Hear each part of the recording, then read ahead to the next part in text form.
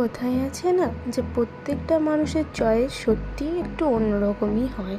তো সবারই চয়েস কিন্তু আলাদাই হয়। তো দেখো এদিকে রেডি হয়ে গেছি আর এদিকে বেরিয়ে গেছি মহামায়া বেডিং টোর্সে, কারণ এইখানে একটা নতুন দোকান খুলেছে। এর আগেও আমরা এখানে অনেক জিনিস কিনেছি। আর এটা হচ্ছে নীলবাড়ি বাইবেশে।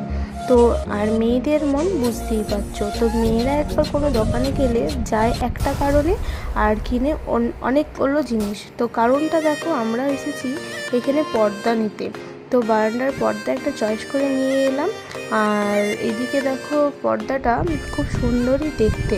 তো বাবার আসলে পর্দাটা পছন্দ হয় না, আবার বাবা সেকেন্ড দিন যেয়ে পর এই পর্দাটা কিনে এনে লাগিয়ে বলছে দেখ কেমন লাগছে। আর পাপোশগুলো এখানে খুব সুন্দর ছিল, আর আমার এই পাপোশটা পছন্দ হয়েছিল, এই জন্য বাবা আবার আমার জন্য পরশু দিন যেয়ে আমার এই পাপোশটা কিনে এনেছে। তো ব্লগটা কেমন লাগলো বন্ধুরা প্লিজ